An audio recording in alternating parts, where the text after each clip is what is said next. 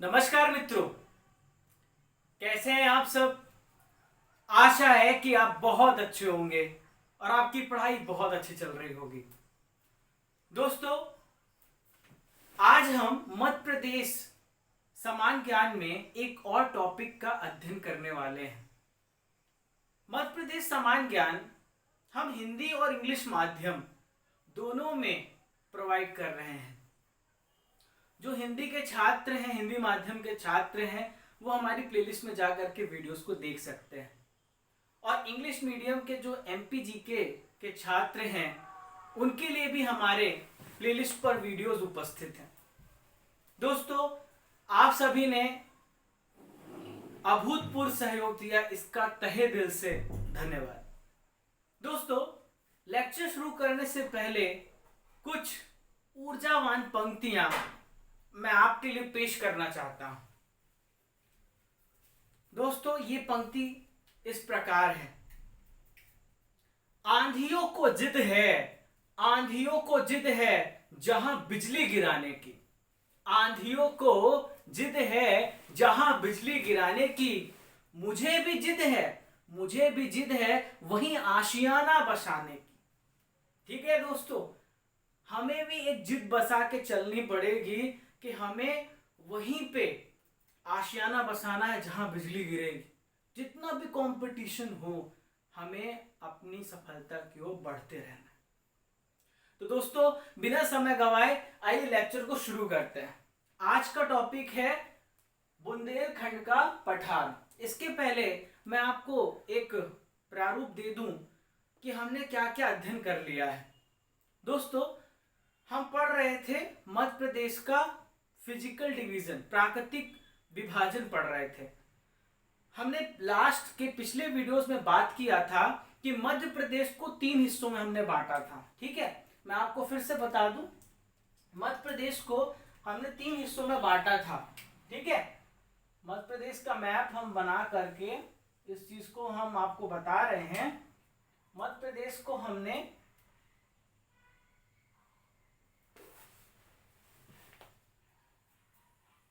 मध्य प्रदेश को हमने 3 हिस्सों में बांट दिया था। सबसे पहला हिस्सा था मध्य उच्च प्रदेश। ठीक है, मध्य उच्च प्रदेश को हमने 5 भागों में बांटा था। ठीक है, आपको याद होगा, मैं पढ़ा भी चुका हूं, मेरे प्लेलिस्ट में वीडियोस मौजूद हैं, उपस्थित हैं। हमने मध्य उच्च प्रदेश को 5 भागों में बांटा था। पहला था मध्य भारत का पठार, दूसरा था जो हम पढ़ चुके हैं, दूसरा था मालवा का पठार। मालवा का पठार इस क्षेत्र में है, मध्य भारत का पठार इस क्षेत्र में है। आपके दिमाग में एक मैपिंग बनती रहे, इसलिए मैं सारी चीजें आपसे डिस्कस कर रहा हूं। तीसरा आपने पढ़ा था नर्मदा सोन घाटी। आपने इसको पढ़ लिया है। यदि आपने नहीं पढ़ा है तो आप मेरी प्लेलिस्ट में जाकर के इन वीडियोस को देख सकते हैं।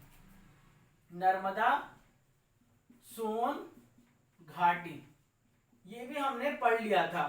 ठीक है, और चौथा हमने पढ़ा था रीवा पन्ना का पठार। ये वाला क्षेत्र किसका है? रीवा पन्ना का पठार, ये चौथा हमने पढ़ा था। तो मध्य उत्तर प्रदेश को 5 भागों में बांटा था, 4 हमने पढ़ लिया है। और आज हमारा टॉपिक है बुंदेलखंड का पठार। तो जो बुंदेलखंड का पठार है वो किस हिस्से में आता है, ये मैं आपको बता दूं। तो बुंदेलखंड का जो पठार है वो है इस क्षेत्र में। ये क्षेत्र है बुंदेलखंड के पठार का। ठीक है, तो बुंदेलखंड का पठार ये क्षेत्र है।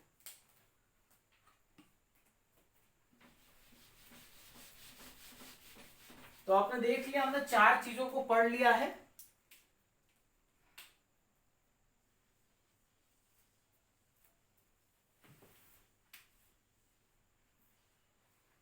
आप जब मुख्य परीक्षा दे रहे होंगे तो शायद ये प्रश्न पूछा जा सकता है कि बुंदेलखंड पठार को समझाइए।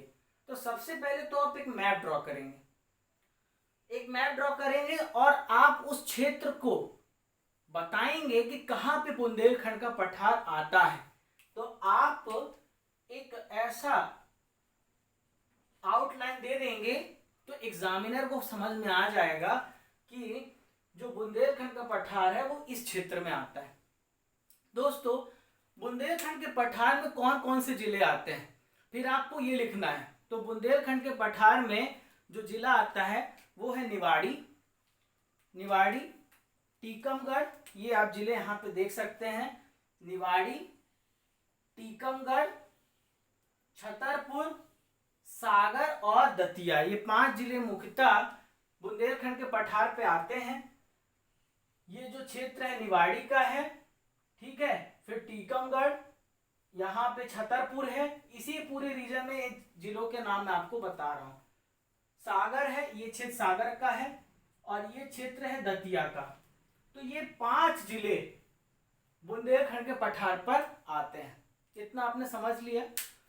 जब बुंदेलखंड के पठार को हम देखते हैं तो इसके पूर्व में बघेलखंड का पठार, इसके पूर्व में इस दिशा में कौन सा पठार है, बघेलखंड का पठार, इसके पूर्व में है बघेलखंड।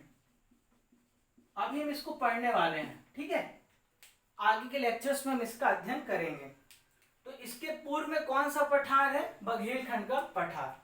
जब आप बुंदेलखंड के पठार के पश्चिम में देखेंगे तो पश्चिम में है, इस दिशा में ये पश्चिम है, तो इधर पश्चिम में कौन सा पठार है, मालवा का पठार है। क्लियर, पूर्व में बघेलखंड, पश्चिम में मालवा का पठार। दक्षिण में क्या है, दक्षिण में है इसके विंध्याचल पर्वत।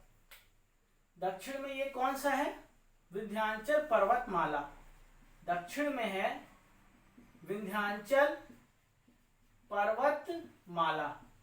अब इसके उत्तर में क्या होगा, इसके उत्तर में है गंगा यमुना का मैदान।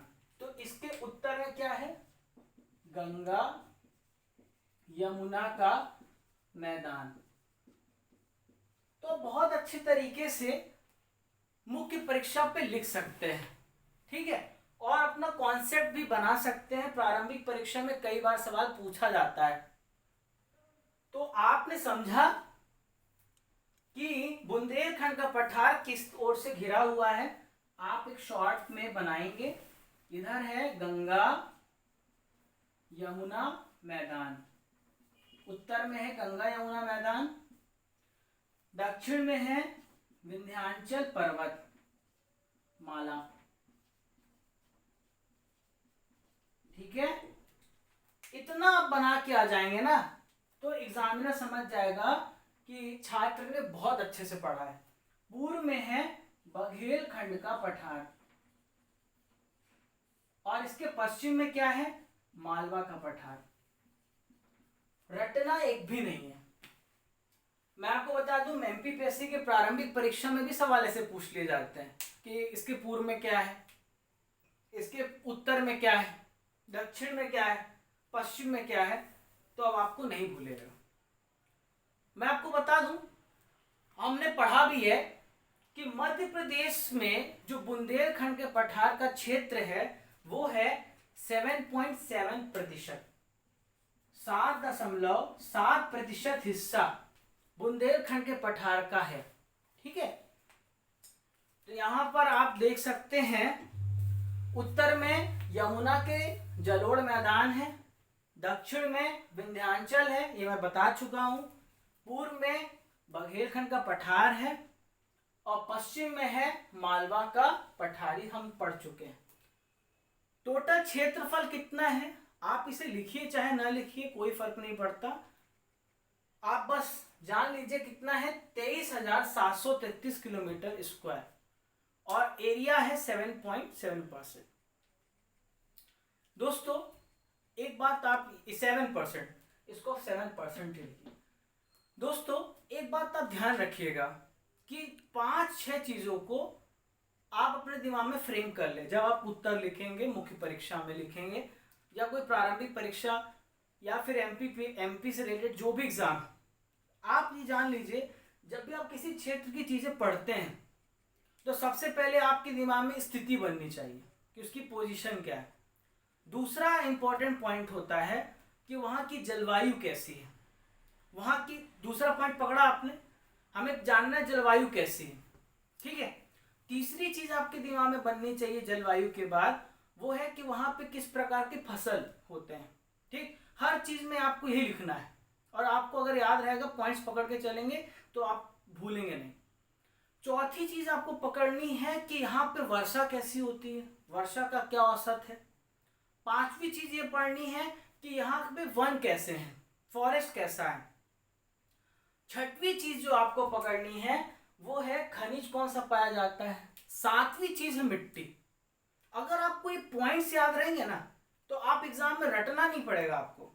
हर एक क्षेत्र का, सीधी सी बात है, हर एक क्षेत्र का जलवायु होता है, क्षेत्र उसका क्षेत्रफल कितना है, एरिया कितना है, उसके अगल बगल कौन कौन से क्षेत्र आते हैं, वहाँ की मिट्टी कैसी है, वहाँ की बनावट कैसी है, वहाँ का प्रसिद्ध स्थल कौन सा है। मैं आपको बता दूं, बुंदेलखंड पठार में अब एक पॉइंट आप और जोड़ दें कि बुंदेलखंड पठार का सबसे आकर्षक चीज क्या है, खजुराहो, ठीक है। खजुराहो एक पर्यटन स्थल है जो बहुत प्रसिद्ध है, विश्व प्रसिद्ध है। तो अब एक पॉइंट और ऐड कर देंगे तो एग्जामिनर को बहुत अच्छा लगेगा कि आपको इतनी जानकारी है। चलिए लेक्चर के आगे चलते हैं। अब हम इसका निर्माण काल देखते हैं। तो जो इसका निर्माण हुआ है वो है प्री कैम्ब्रियन युग में हुआ है। और हम यहां देखें तो इस क्षेत्र में दो चट्टानें पाई जाती हैं, एक निस चट्टान है और एक ग्रेनाइट चट्टान यहाँ पे। और मिट्टी की बात करूं तो मिश्रित मिट्टी है यहाँ पे, आपको हर प्रकार की मिट्टी मिलेगी, काली, ठीक है। मिट्टी की बात करूं मैं यहाँ पे तो काली, लाल, बालुई मिट्टी, तीनों प्रकार की मिट्टी आपको मिलेगी, मिश्रित मिट्टी मिलेगी, ठीक है। तो ये पॉइंट आपने पकड़ा यहां तक। अब हम यहाँ पे चलते हैं इसके ढाल पर। तो इसका अगर हम ढाल देखें तो ये थोड़ा, अब चूंकि पठार है तो पठार उठा हुआ होता है, पठार का मतलब ही होता है मैदान से उठा हुआ और पर्वत से छोटा। तो इसकी ढाल जो है वो उत्तर पूर्व की तरफ है, मतलब ऐसा उठा हुआ है और यूपी की तरफ इसका ढलान।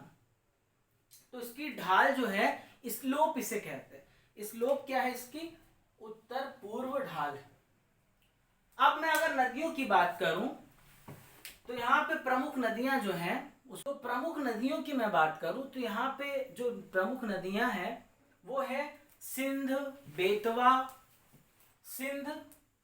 बेतवा, धसान और केन नदी। धसान, सिंध, केन नदी, और एक और नदी है, छोटी नदी है, इसका नाम है पहज नदी। तो मैप में भी अगर आप देखोगे तो आपको समझ में आ जाएगा कि लोकेशन क्या है। यहां पर है सिंध, ये है बेतवा और ये है केन।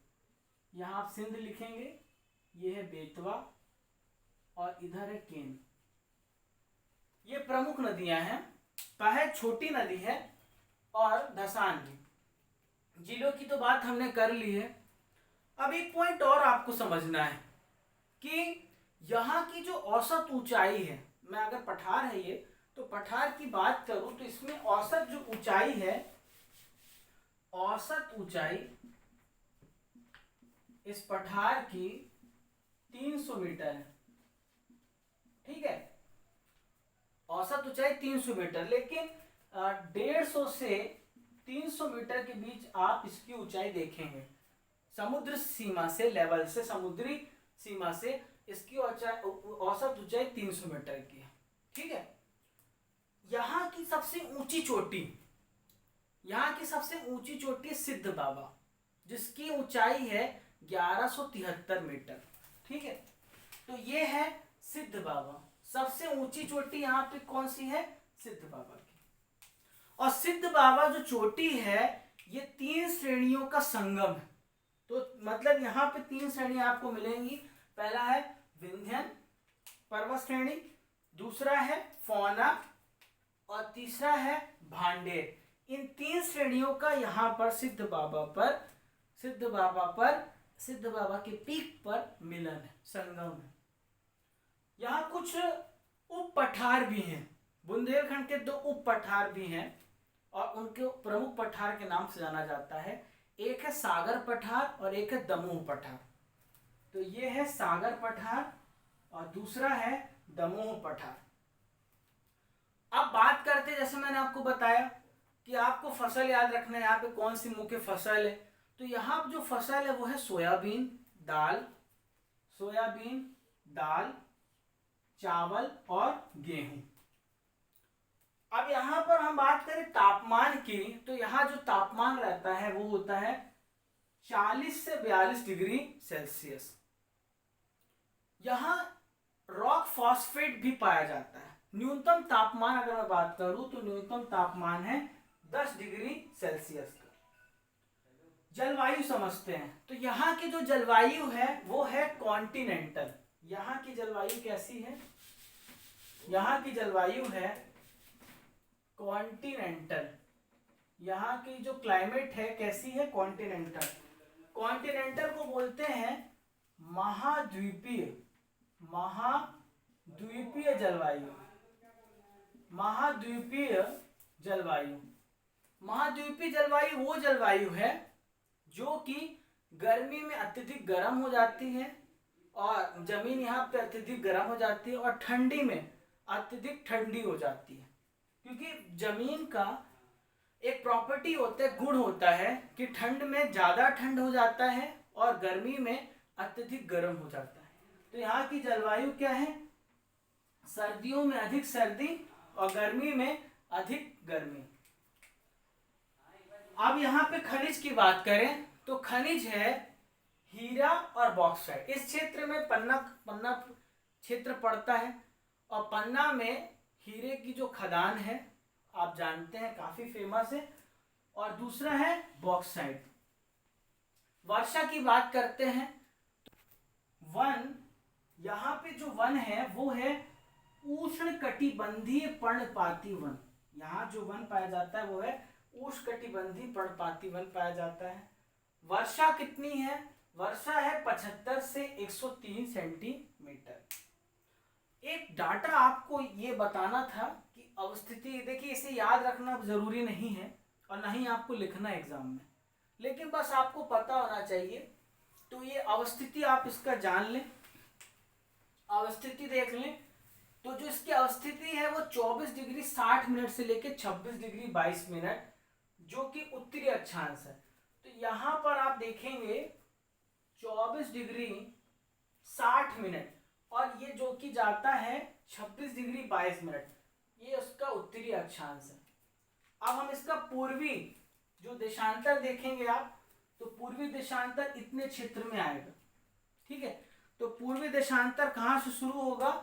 77 डिग्री 51 मिनट से लेके 77 डिग्री 51 मिनट से लेकर के 80 डिग्री 20 मिनट, ये इसका है पूर्वी देशांतर। आपको एग्जाम में नहीं मेंशन करना क्योंकि आपको ये याद ही नहीं रहेगा। बस हाँ, चूंकि आपको पता होना चाहिए कि अवस्थिति और विस्तार कहाँ पे है, तो इसलिए बताना महत्वपूर्ण था। तो दोस्तों, ये था बुंदेलखंड पठार का संपूर्ण विश्लेषण। दोस्तों, आपका कोई यदि सवाल है तो आप अपना सवाल हमें कमेंट के रूप में पूछ सकते हैं। वीडियो अच्छा लगा हो तो लाइक जरूर करें और शेयर करें। सब्सक्राइब और बेल आइकन बटन दबाना ना भूलें। Thanks for watching this video. खुश रहिए, मुस्कुराते रहिए।